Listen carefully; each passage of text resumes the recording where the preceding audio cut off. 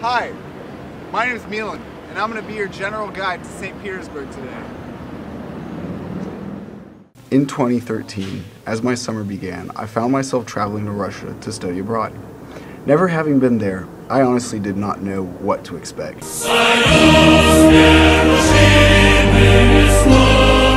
Many people think back to communism and the USSR when you mention Russia. But, in all honesty, that's not what I found when I got there. In Moscow, I met up with my high school friend Arseny, and for a week he showed me around town.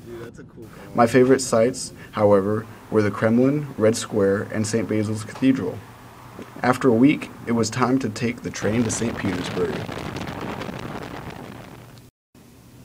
Located in the northwest of Russia, St. Petersburg is commonly referred to as Russia's most beautiful city. Known for its culture, music, and palaces, the Venice of the North was the imperial capital for 201 years. I spent the majority of my summer studying Russian and exploring the streets of this beautiful and majestic city. Here is my basic guide for visitors. To prepare, you're going to have some pants, let's be serious, some socks, a shirt, long sleeves to protect yourself from the sun, glasses for sun protection, and a jacket because it can get cold, even in the summer when the sun's out like constantly. Walking shoes are a must-have because you're going to walk so much. Sunscreen for sun protection, because that sun's a killer. A camera, so you can take pictures of everything that's awesome and you see. And I'm telling you, pack lots of water because you don't want to have to pay for bottled water in the downtown. Because it's kind of expensive. They live off of like tourists and all that. But yeah, also very important, money, ID, ticket. So right here I've got my passport and this thing, which is like a studentsky bilet, so you can get into museums for like really cheap. It's awesome if you can get it. All right, now that we're ready to go, let's go check out the downtown area. Traveling around the city is made extremely easy by the St. Petersburg Metro. A one-way ticket is 25 ruble, and if you plan on staying in the city long, I suggest investing into a Metro card. Due to unique geology, the metro stations are deep underground and served as bomb shelters during the siege of Leningrad. Once you've arrived in the downtown, the first thing you'll want to do is change money. Just keep your eyes open for these neon red signs which advertise exchange rates. Euros and dollars are widely accepted, and once you've found a competitive exchange rate, I recommend asking if they take a commission or percentage before finalizing the transaction. For security reasons, I would always make sure I was not being followed after changing money. In Russia, they have 10, 50, 100, 500, and 1,000 ruble bills. Now let's go see the sights. The first place I would recommend visiting is St. Isaac's Cathedral. As the largest cathedral in St. Petersburg, its gilded dome dominates the skyline and is a great landmark when new to the city. Even when traveling on a budget, I'd suggest paying the extra $10 to climb up to the top of the dome for a breathtaking bird's-eye view of the city. Once you're done, you can take a short walk to the riverbank, get a cup of tea in a cafe, and enjoy the view of the river.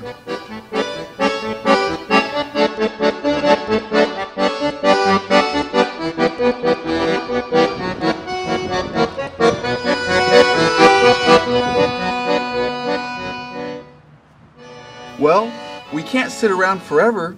Let's go for a walk.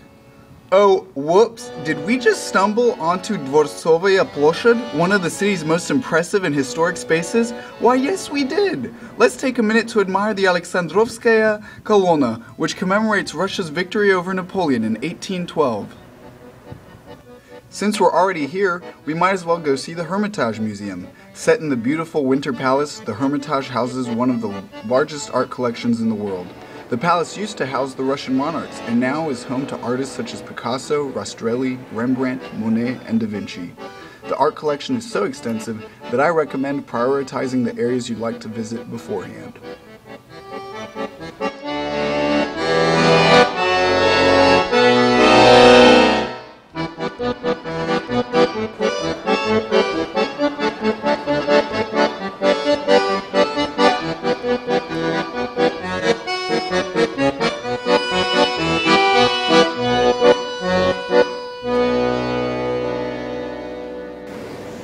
Honestly, the Hermitage is a great museum, but there's a point reached where you just have got too much art for one day, so.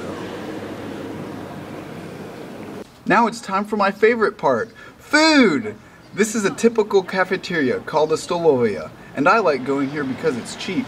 For around 250 rubles, you can get yourself a plate of potatoes, chicken, a bowl of borscht, a glass of kompot, and a mixture of berries for dessert. When traveling, I strongly recommend going out of your comfort zone and trying something new. So I just ordered some of like St. Petersburg's local delicacies. This is a pushka, and it's like a deep-fried donut sort of. Let's just see how it is. Downtown St. Petersburg is full of like all these really tasty things. Pretty good. Pretty good. After a nice little break, it's time to go to the Petropavlovskaya Krepost, or Peter and Paul Fortress. This hexahedral fortress was built in 1703 by Peter the Great and is the oldest structure in the city. It never saw combat and instead was used as a political prison until 1917, and is known for incarcerating the likes of Dostoevsky, Gorky, Trotsky, and Lenin's older brother, Alexander.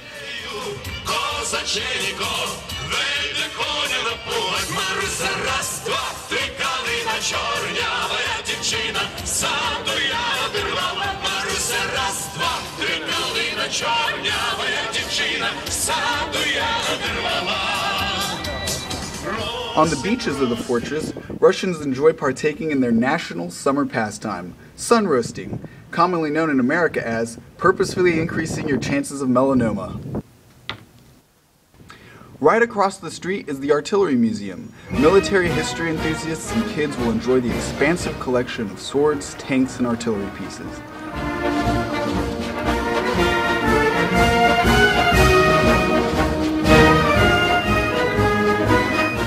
An entire floor of the museum is dedicated to Mikhail Kalashnikov and the Kalashnikov rifle. There, every possible variation of the gun is on display.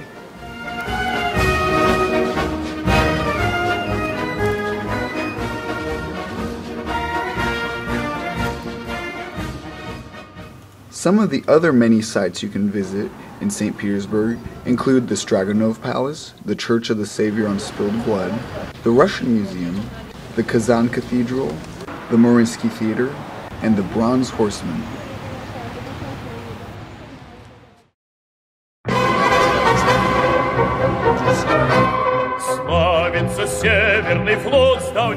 St. Petersburg is a vibrant city, and over the summer, there's constantly something going on. This is Navy Day, where the Russian fleet goes on display in the Neva River.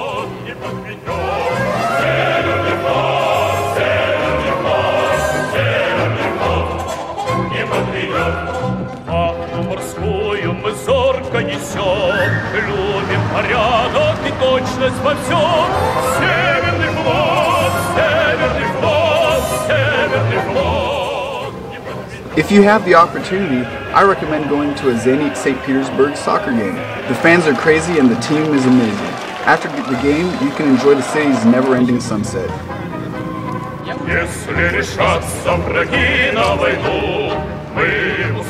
St. Petersburg is so close to the Arctic Circle that during the summer the sun is constantly up or on the horizon. Before the white nights begin, the city celebrates the end of classes by throwing an enormous festival called Alei Parusa, or Scarlet Sails. Street music is everywhere, fireworks are in the sky, and during the few minutes of darkness, a ship with scarlet sails sails through the drawn bridges of the city center. Once the festival is over, you can go out and enjoy the nightlife.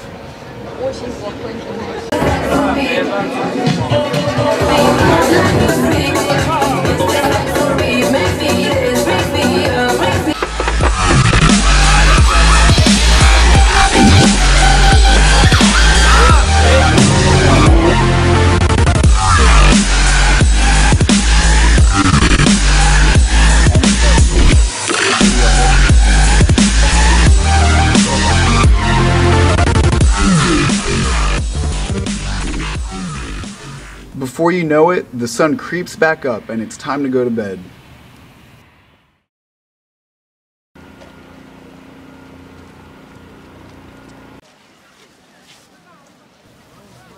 The outskirts around St. Petersburg have much to offer.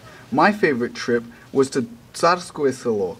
the imperial estate of the Romanovs. It was beautiful, and if you go there, expect many tourists. The inside is gilded, and the entry cost covers a tour guide. The most memorable part was the Amber Room, which I was not allowed to film. For a more extensive day trip, you can take a 2-hour bus trip north to Vyborg. 30 kilometers away from the Finnish border, Vyborg is a quiet city with a medieval castle. It used to be part of Sweden, then Imperial Russia, then Finland, and in 1939, Stalin took it over. It's a slow city, so take your time at all the sites. I also took a day trip to Kronstadt once and found it to be quite the dull city. I'd only recommend going there if you have a superfluous amount of time on your hands. For my friends back in the States, I bought typical Russian chocolate, waffles, and sweets. No matter what, I always try to bring back gifts that are memorable, useful, or that broaden horizons. I mainly focus on things they had never tasted before, like kvass, a fermented beverage made from rye bread. One of my favorites is ryazhenka, a drink consisting of boiled milk.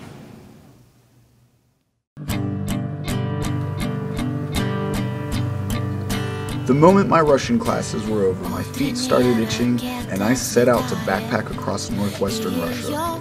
I primarily used the extensive railroad network to get around, which was an experience all to itself. In Russia, people often travel in overnight trains where everyone is crammed together in a small space and gets their own bed. Make sure to bring many supplies because sharing is common and stops are rare. When the train does stop, you will find vendors selling anything from vodka to cigarettes and dried fish.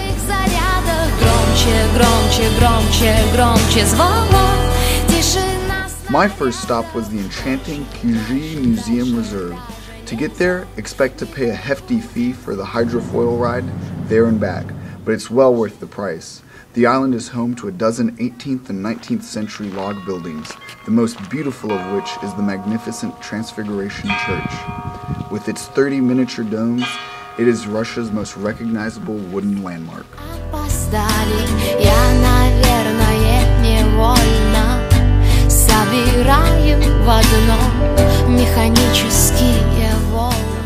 That night, after visiting the island and while waiting for my next train, I didn't have anywhere to stay and experienced true Russian hospitality when a random railroad worker fed me and housed me for the night. This is where he lived. Only a 12-hour train trip north is the White Sea and the Solovetsky Ostrova, also known as the Solovetsky Islands. To get there, you can catch a ferry from the primitive city of Belomorsk for about $20 each way. The island houses a small village and the Solovetsky Transfiguration Monastery, which was founded around 1566 and then transformed into a gulag in 1924 by the USSR. The island has a lot of nature to explore, so feel free to spend a couple of days here.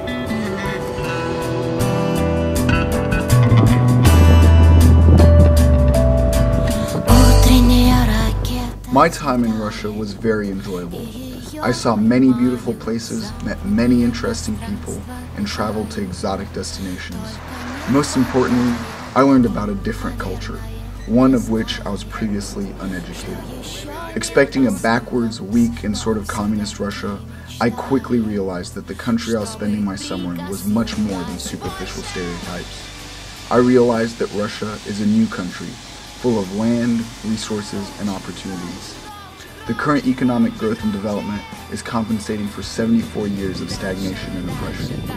All this expansion and prosperity has on the one hand created a class of oligarchs who live unimaginable lives, but on the other hand, it has pulled millions of people out of poverty into a fledgling middle class. The fact of the matter is that Russia is an economic and military powerhouse, one with a propensity for international economic and social growth. It is a country with a rich history and a proud people who look back nostalgically to previous times of glory. I was extremely lucky to spend my summer in Russia, and I hope that this video has given you a unique insight on what magnificent things to expect.